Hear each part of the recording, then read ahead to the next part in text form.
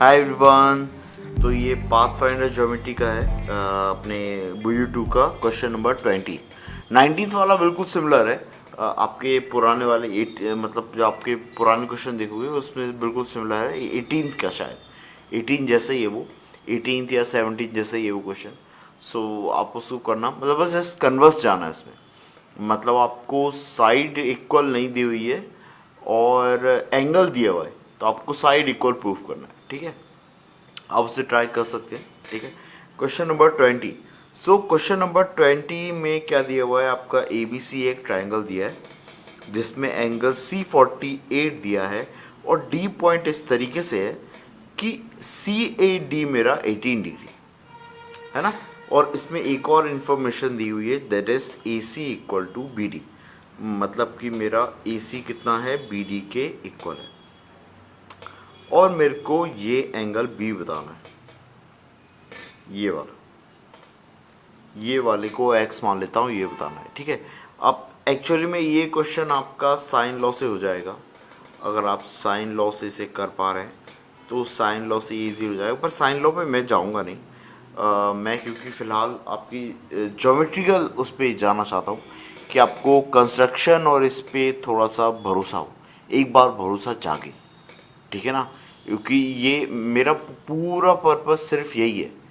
इस उसको लेके मैं साइन लॉ के क्वेश्चन भी आपको करना बताऊंगा, कोसाइन लॉ भी अप्लाई करना बताऊंगा, पर एलिमेंट्री ज्योमेट्री पे मेरा फोकस है फिलहाल कि आपको उस पर बहुत अच्छी कमांड हो। ठीक है, सो जैसे अभी मुझे भी एक कमेंट बॉक्स में एक कमेंट आया था कि वो मेथड समझ में नहीं आई। सो देखो, मेथड ऐसा कोई बिल्कुल नहीं है, रिजिड नहीं है मेथड। मेथड बहुत फ्लेक्सिबल है। सी सी बात है, आप कितने डायरेक्शन में सोच पा रहे हो, है ना। सो मेरा एक ही सजेशन है, अगर आप लोग कमांड करना चाहते हो तो इसमें पूरे 21 या 22 क्वेश्चन है, सभी के सॉल्यूशन सिस्टमेटिकली लिखो, वीडियो देख के सिस्टमेटिकली लिखो और उनको पढ़ो, उन्हीं को बनाने की कोशिश करो बार बार। तो आपको धीरे धीरे भाई स्टेप बाय स्टेप में ही समझ में आएगा, ऐसा नहीं होगा एक ही दिन में आ जाएगा, ऑब्वियसली थोड़ा सा टाइम लेगा। और आपको धीरे धीरे धीरे धीरे धीरे आपको समझ में आने लग जाएगा कि हाँ ऐसे ही क्यों किया। जब आप एक क्वेश्चन, दो क्वेश्चन, चार क्वेश्चन, 10 क्वेश्चन, 15 क्वेश्चन में देखोगे कि अच्छा ऐसा ही क्यों किया, ऐसा ही क्यों किया, आपको धीरे धीरे क्लियर होने लग जाएगा कि हाँ ठीक है यार, ये मेथड ये ऐसा ही है, ऐसे ही किया जाता है। ठीक है ना, और नए तरीके भी आप फिर अपनी हिसाब से आप लगाना स्टार्ट कर पाओगे। ठीक है, ये उसका लर्निंग प्रोसेस है। ठीक है, तो ये आपको पता होना चाहिए। ठीक है, अब ये क्वेश्चन करने का बहुत सिंपल तरीका है, ये जल्दी हो जाएगा। मैं क्या करता हूँ, मैं है ना यहाँ पे एक डी डैश पॉइंट लेता हूँ, यहाँ पे एक डी डैश पॉइंट लेता हूँ, इस तरीके से डी डैश पॉइंट लेता हूँ कि मेरा ये B D dash equal to D C है, मेरा B D dash equal to D C है। अब मेरे को क्या पता है, A C equal to B T तो है ही सही, है ना, ये मेरा इक्वल है ही सही। अभी देखो ये डी डैश हो गया। अभी आप सोचो कि अगर मैं बी डी डैश और डी सी में ये डी डैश डी डी, ये मतलब डी डैश डी में दोनों तरफ ऐड करूं, डी डैश डी में दोनों तरफ अगर ऐड करूं तो ये कितना हो जाएगा, B D dash plus D dash D equal to D C plus D dash D. जब इसको आप लिखोगे तो ये कितना हो जाएगा, बी डी, और ये हो जाएगा कितना, सी डी डैश, है ना भाई, C D plus D D dash तो सी डी डैश। अभी देखो B D equal to A C है ना, ये बी डी किसके इक्वल है, ए सी के, तो ए सी डी डैश के इक्वल हो गया, है ना। मतलब ये लेंथ और ये लेंथ इक्वल हो गई। अब इसको आप ज्वाइन कर लो। अब अगर आप इसको ज्वाइन कर रहे हो तो क्या होगा आपका, ये दो लेंथ सी डी डैश और ये वाली लेंथ इक्वल होगी, मतलब कि ये वाला एंगल और ये टोटल एंगल, ये दोनों एंगल मेरे क्या होंगे, इक्वल होंगे। ठीक है, अब 48 और 18 से मेरा ये एंगल आया 66। ठीक है, ये कितना आया 66। ठीक है, अभी ये 66 है। ठीक है, अब ये 18 है, है ना। आप बचे हुए दोनों एंगल निकाल लो। अभी देखो ये दोनों एंगल इक्वल होंगे, है ना। ये मेरा 48 है, ये अगर मेरा 48 है तो ये दोनों एंगल इक्वल इक्वल होंगे, तो हर एंगल कितना हो जाएगा 66। ये एंगल 66 होगा, है ना, और ये टोटल एंगल 66 होगा। लेकिन 18 माइनस कर दिया तो ये वाला एंगल हो जाएगा 48। ठीक है। अब देखो ये 66 और ये 66, इसका मतलब कि आपकी ये वाली लाइन और ये वाली लाइन इक्वल हो गई, है ना। और मैंने ले ही रखा था ये वाली और ये वाली तो इक्वल मान ही था, है ना। ये मैंने तो कंस्ट्रक्शन किया है, ये रहा, है ना। और मेरा क्या है, ये इधर से आप देख सकते हो कौन सा, ये दो साइड और ये दो साइड इक्वल है। अगर 66 इक्वल है तो इनके एक्सटीरियर एंगल, ये वाले एंगल भी इक्वल होंगे। तो इसका मतलब ये वाला और ये वाला ट्रायंगल कॉन्ग्रेंट हो गया, और x इक्वल टू मेरा कितना आ गया 48। ठीक है। तो ये एक सिंपल प्रोसीजर था, इस तरीके से आप कर सकते हो। एक और तरीका क्या है, साइन लॉ। ठीक है। और ऐसी कंस्ट्रक्शन आप और भी कर सकते हो, आप और ट्राई करोगे तो और भी आप करवाओगे। ठीक है।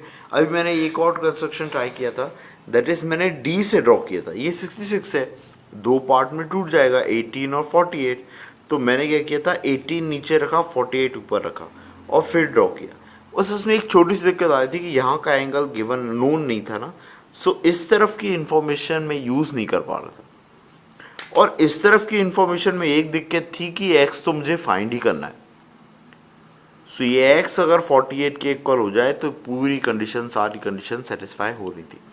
तो वहां से आप एक, एक्चुअली आप ये बोल सकते हो कि एक वो निकाल सकते थे, इंट्यूशन एक तरीके से आपको आ सकता है कि हाँ ठीक है, x की वैल्यू 48 हो सकती है ना, इस तरीके से। पर बिल्कुल एग्जैक्ट कमेंट करना उस टाइम पे थोड़ा सा डिफिकल्ट हो रहा था। ठीक है। होपफुली ये क्वेश्चन समझ में आया हो। अपन 21 पीसी में ही डिस्कस कर लेते हैं, ठीक है ना। ज़्यादा बड़ा भी नहीं होगा लेक्चर, और 21 ईजी है, ज़्यादा डिफिकल्ट नहीं है। ठीक है ना, जल्दी हो जाएगा। ठीक है। हाँ, सो ये है क्वेश्चन नंबर 22। 21 बिल्कुल सिमिलर ही है आपके, नहीं, क्वेश्चन नंबर 21 मैंने वो कर रखा है, अपलोड कर रखा है। सो मैं उसकी आपको डिस्क्रिप्शन में एक लिंक डाल दूंगा, ठीक है ना, वहाँ से आप कर सकते हो। Question number 22। So question number 22 देखते हैं, इसमें क्या बोल रहा है। ए बी सी आपका एक राइट आइसोसेलेस ट्राइंगल है, ठीक है, जिसमें ए 90 डिग्री है, ये 45 और ये 45 है। ठीक है, इतना समझ में आया है ना। अभी इतने के बाद में वो ऐसा बोल रहा है कि डी आपका एक पॉइंट अंदर है, इस ट्राइंगल के अंदर है। पहले तो ये दोनों इक्वल हैं तो ऐसे बना देते अपन। डी पॉइंट अंदर है इस तरीके से कि ए बी डी मेरा 30 है और A B equal to B D मेरा इक्वल है ना। सो इसको इस तरीके से लो कि आप ये सोचो ये ऐसा है और ये ए बी आपकी रेडियस होगी, बी सेंटर होगा। सो ये कुछ ऐसा, कुछ सर्कल इस टाइप से ऐसा कुछ बन रहा होगा, और यहाँ कहीं पे एक कोई एक पॉइंट आ रहा होगा। सो ऐसा होगा और ये इतना होगा तो ये इधर का 15 हो रहा होगा। ठीक है, तो इसको बना लेते हैं अपन, है ना। इसको ज्वाइन किया,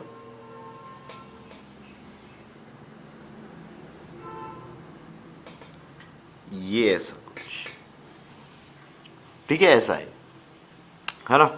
अभी देखो ये 45 है, उसने बोला है कि ये वाला 30 है, तो बचा हुआ कितना होगा 15 होगा। सो इनको अपन नाम दे देते हैं, है ना। सो ये वाला एंगल है मेरा 30 और ये है 15। ठीक है, अब मैं इनको ज्वाइन कर लेता हूँ। अब उसने क्या बोला है कि ये ए बी है, ये ए डी है।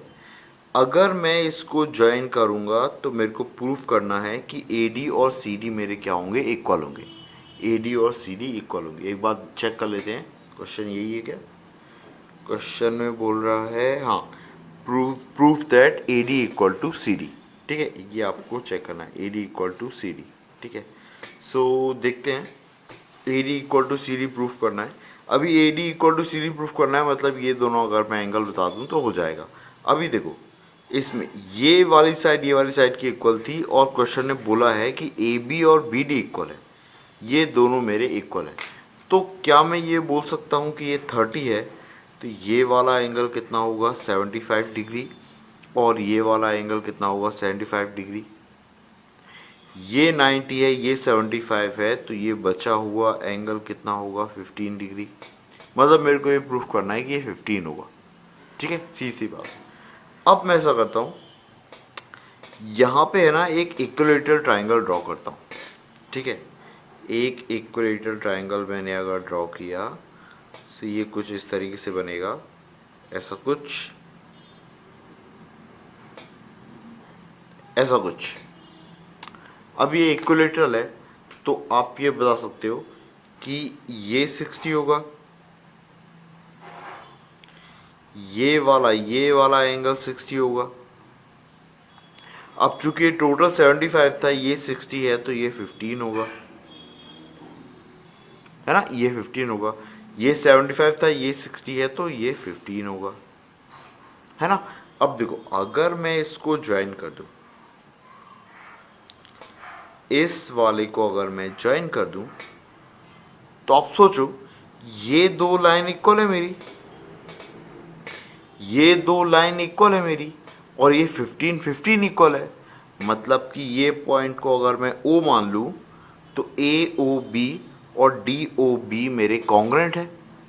अगर ये दो ट्राइंगल मेरे कॉन्ग्रेंट है, तो मैं क्या बोल सकता हूं कि ये वाला एंगल और ये वाला एंगल इक्वल होगा। मतलब ये वाला भी कितना हो जाएगा 15 डिग्री हो जाएगा। कितना हो जाएगा 15 डिग्री, है ना। अब बस ये 15 हो गया, तो मैं AOB और ADC ट्राइंगल को कंपेयर कर सकता हूँ, है ना। ट्राइंगल AOB और ADC, ये दोनों ट्राइंगल को कंपेयर कर लो। तो ये देखो, आपको समझ में आ रहा है, ये AB equal to C AC है, AB इक्वल टू AC है ना। AO इक्वल टू AD है, AO इक्वल टू AD है। भाई क्यों, इक्विलेटरल ट्राइंगल है ना, इसीलिए। और ये 15 डिग्री 15 डिग्री है, ये 15 डिग्री और 15 डिग्री है, तो ये दोनों कॉन्ग्रेंट हो गए। ये कॉन्ग्रेंट हो गए, तो ये 15 बन रहा है, तो ये वाला भी कितना बन जाएगा 15 बन जाएगा। या फिर मैं बोल सकता हूँ कि हाँ, बस इतना ही ठीक है, इतने में तो हो जाएगा। ये 15 और 15 है, तो ये दोनों साइड आपस में इक्वल हो जाएंगे। ठीक है, ये था, बहुत ज़्यादा डिफिकल्ट नहीं था ये क्वेश्चन। ठीक है ना, इतना डिफिकल्ट नहीं था लास्ट क्वेश्चन के हिसाब से। लेकिन ऐसा क्यों लग रहा है, क्योंकि आप इसमें एक्सपर्ट हो गए हो। ये फिगर आउट करना कि यहाँ पे इक्विलेटर ड्रॉ करना है, ये कोई पहली बार में अगर करेगा, बिल्कुल नया धुला हुआ बच्चा आएगा, एक बिल्कुल नया नवा नवा, तो वो तो एकदम से नहीं सोच पाएगा इतना। लेकिन हाँ, उसने ये 22 क्वेश्चन अगर उसने इस तरीके से किए हैं, तो फिर लास्ट के क्वेश्चन उसको इजी लग जाएंगे कि अरे हाँ यार, ये तो ऐसे भी कर सकते हैं, ये तो ऐसे भी। अभी आप में से कोई बच्चा और भी बोल देगा कि सर इसको तो मैंने ऐसे भी किया है, ऐसे भी किया है, तो डेफिनेटली आपको इजी लग जाएंगे क्वेश्चन, है ना, इतने डिफिकल्ट नहीं लगेंगे। सो ये कब है, जब आप प्रैक्टिस करोगे। मेरा सजेशन यही है आपको, है ना, कि भाई जो मेन सजेशन है वो यही है कि आप इन सॉल्यूशंस को लिखो पहले तो सिस्टमेटिकली, और इन्हीं सॉल्यूशन को बार बार प्रैक्टिस करो। भाई लिखे हुए कोई प्रैक्टिस करो, लिखे हुए कोई लिखो बार बार, और सोचो कि ये ऐसा क्यों किया है या ऐसा ही क्यों है ना। तो इस तरीके से आप जब करोगे ना, तो डेफिनेटली आपको बिल्कुल अच्छे से रम जाएगा। और फिर हाँ, फिर आप कॉन्फिडेंट हो जाओगे कि हाँ ठीक है, अब ऐसे कोई क्वेश्चन अगर आता है ना, मैं अप्लाई कर लूँगा, रोटेशन अप्लाई कर लूँगा। भाई ये रोटेशन ही तो है, मैंने क्या किया, AD लाइन को 60 डिग्री रोटेट कर दिया, बस यही तो किया है। ठीक है ना, तो क्या है, जब भी मेरे को साइड इक्वल साइड्स ड्रॉ करना होते हैं, मैं ऐसे ही करता हूँ, या तो आइसोसेलेस बनाने की कोशिश करता हूँ, या तो इक्वलेटर, है ना। भाई क्या किया, कंस्ट्रक्शन किस तरीके से किया कि भाई इसको रोटेशन लगाया, 60 डिग्री का रोटेशन लगाया, मेरे को लग रहा था इससे काम बन जाएगा, है ना, इससे काम बन जाएगा, और बनाया तो ये फटाफट बन भी गया काम। ठीक है, चलो। सो ये कंप्लीटेड है। अब हम नेक्स्ट एक्सरसाइज स्टार्ट करेंगे, है ना। और पॉलिनोमियल भी साथ में मैं स्टार्ट करने की सोच रहा हूँ, पर देखते हैं क्या चलता है। ठीक है, ओके, जय हिंद।